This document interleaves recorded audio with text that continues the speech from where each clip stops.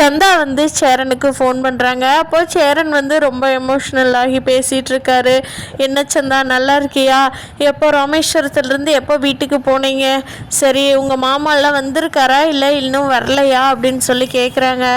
ஆமாம், கோயிலுக்கு போகணும்னு சொல்லிட்டு வந்துட்டு இன்னொரு ஒரு வாரத்துலேயே கல்யாணம் பண்ணலாம் அப்படிங்கிற மாதிரி பேசிகிட்டு இருக்காங்க. இன்னும் கன்ஃபார்ம் பண்ணலை, இன்னும் அனீஷ் பையாட்ட கூட சொல்லலை. அவங்க வந்து இன்னும் பேசிகிட்டு இருக்காங்க. மாமா வந்து அப்பா கிட்ட பேசிட்டு போயிருக்காரு. அப்பா நான் அனீஷ்கிட்ட கேட்டுட்டு சொல்கிறேன் அப்படின்னு சொல்லியிருக்காங்க.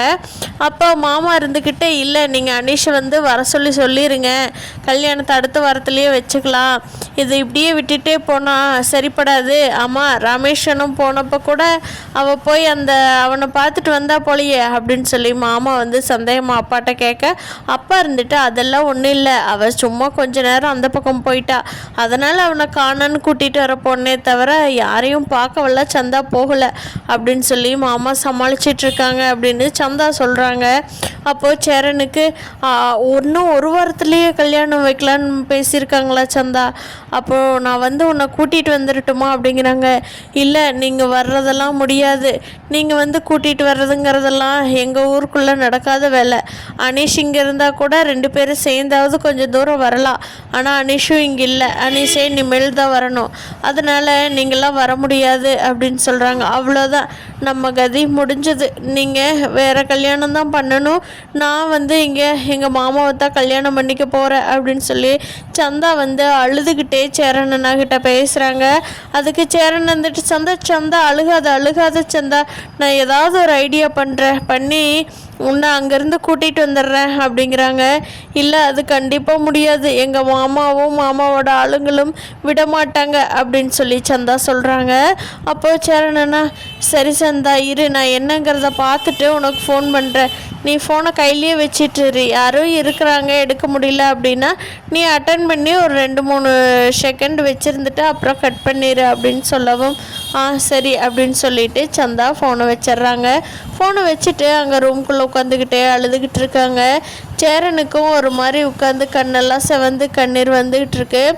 ஆஃபீஸ் போயிட்டு நேரமே வந்த நிலா வந்து, அண்ணே இன்னைக்கு என்ன இன்னைக்கு வீட்டில் அதிசயமாக இருக்கீங்க, சைட்டுக்கு போகலையா அப்படிங்கிறாங்க. அதுக்கு சேரன் சொல்கிறாரு, இல்லைப்பா கொஞ்சம் தான் வேலை இருந்தது, ஆளுங்கிட்ட விட்டுட்டு வந்துட்டோம்ப்பா, வேற ஒன்றும் இல்லை அப்படிங்கிறாங்க. அண்ணே என்னாச்சு, ஏன் சோகமாக இருக்கீங்க அப்படிங்கிறாங்க. அதுவாப்பா சந்தா ஃபோன் பண்ணுச்சு அப்படிங்கிறாங்க. என்னண்ணே என்ன சொன்னாங்க சந்தா, நல்லா இருக்காங்களா அப்படின்னு நிலா கேட்குறாங்க. அதுக்கு சேரன்னுட்டா, இருக்காப்பா, அங்கே கல்யாண ஏற்பாடு பண்ணுறாங்களாம், என்ன பண்ணுறதுன்னு எனக்கு தெரியலப்பா அப்படிங்கிறாங்க. என்னென்ன அவங்க தான் 6 மாதம் டைம் கொடுத்தாங்கல்ல, அதுக்குள்ளே நம்ம பணம் கொடுக்கலன்னா தானே அவங்க மாமா கல்யாணம் பண்ணி வைக்கிறதா சொன்னாங்க அப்படிங்கிறாங்க. இல்லைப்பா அதெல்லாம் பொய் சொல்லியிருக்காங்க, அவங்க நம்மளை அங்கேருந்து அனுப்பி வைக்கணுங்கிறதுக்காக அப்படி சொல்லி அனுப்பி வச்சுட்டாங்கப்பா. இப்போ தான் சந்தா சொல்லுச்சு, இன்னும் ஒரு வாரத்தில், அதாவது ஒரு 10 நாளில் சந்தாவுக்கும் அவங்க மாமாவுக்கும் கல்யாணம் பண்ணி வைக்க பிளான் பண்ணிட்டாங்களா. அனீஷை கூட இங்கேருந்து வர சொல்லிட்டாங்களாமாப்பா அப்படின்னு சொல்கிறாங்க. அண்ணே எப்படிண்ணே இப்படியெல்லாம் திடுதிப்புன்னு இப்படியெல்லாம் பண்ணுறாங்களேண்ணே, எப்படி என்ன பண்ண முடியும் அப்படிங்கிறாங்க.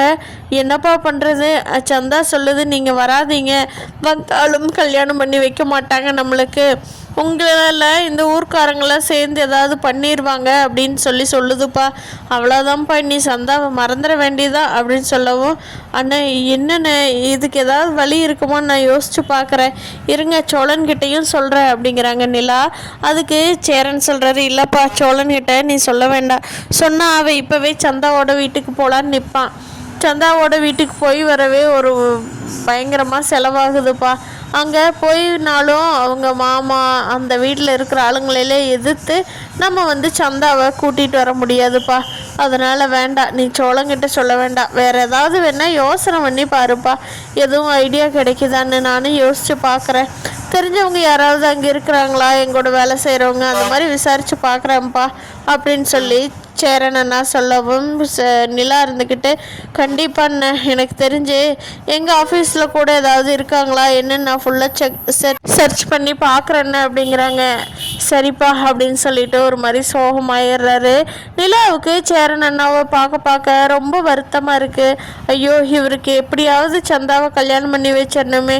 ஒரு தடவையும் கல்யாணத்துக்கு போய் கல்யாணத்தை நிறுத்தாமே.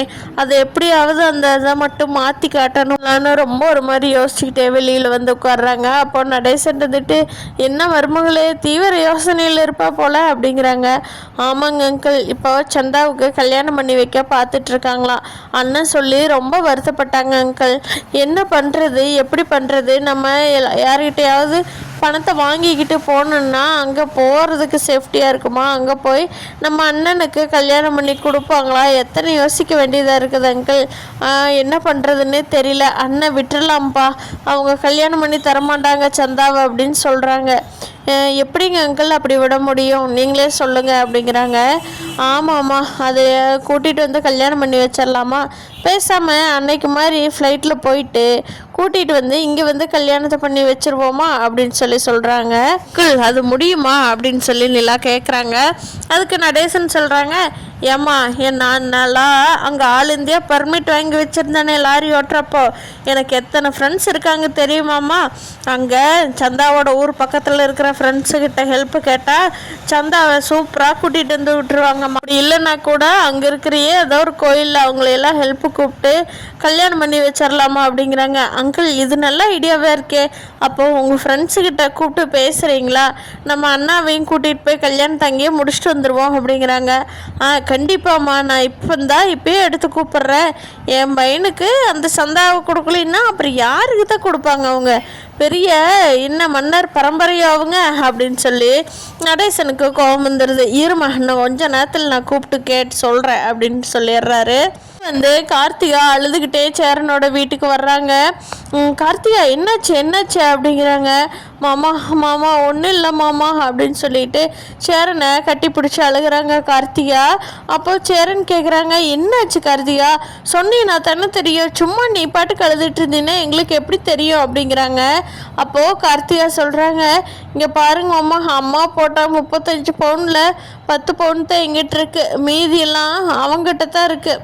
அவன் வாங்கினவன் அந்த பவுனை கொடுத்துட்டு தானங்க நான் டைவர்ஸ் பண்ணணும் அப்படிங்கிறாங்க. ஆமாம் அப்படின்னு சொல்கிறாங்க. அப்போது கார்த்திகா சொல்லிட்டு அழுகிறாங்க.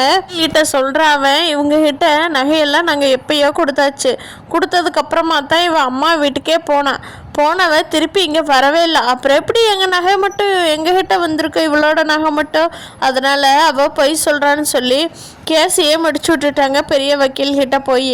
இப்போது என்னங்க மாமா பண்ணுறது, நம்மகிட்ட இருக்கிற கார்லேயே ஏதாவது எடுத்துக்கலாமா, என்னங்க மாமா பண்ணலாம் அப்படின்னு சொல்லி கேட்குறாங்க. இருந்துக்கிட்டு, இங்கே பாருங்க கார்த்திகா, எனக்கு டிவோர்ஸ் பண்ணி கொடுத்த வக்கீல் இருக்காங்க, அவங்க ரொம்ப நல்லவங்க, அதனால் அவங்கக்கிட்ட இந்த கேஸை நம்ம மூவ் பண்ணலாம், பண்ணிட்டு அவங்க என்னென்ன பண்ணலாம் எப்படி பண்ணலாங்கிற ஐடியா கொடுப்பாங்க, அதே மாதிரியே ஃபாலோ பண்ணலாம், அதுக்கப்புறம் உங்கள்கிட்ட இருக்கிற பிரச்சனை எல்லாம் சரியாகும் அப்படின்னு சொல்கிறாங்க. சரின்னு சொல்லி கார்த்திகாவும் சொல்லவும் நிலாவும் கார்த்திகாவும் இப்போயே கிளம்புறாங்க கீழே பார்க்கறதுக்கு. போய் பார்த்துட்டு கார்த்திகாவுக்கு டைவர்ஸ் ஆனதுக்கப்புறம் அங்கே சந்தாவுக்கும் கல்யாணம் ஆயிடுச்சுன்னா சேரன் அண்ணாவுக்கும் கார்த்திகாவுக்கும் கல்யாணம் நடக்குமா அப்படிங்கிறத இந்த எபிசோடில் பார்க்கலாம் ஃப்ரெண்ட்ஸ். நம்ம சேனல் இன்னும் சப்ஸ்கிரைப் பண்ணாதவங்க சப்ஸ்கிரைப் பண்ணிக்கோங்க.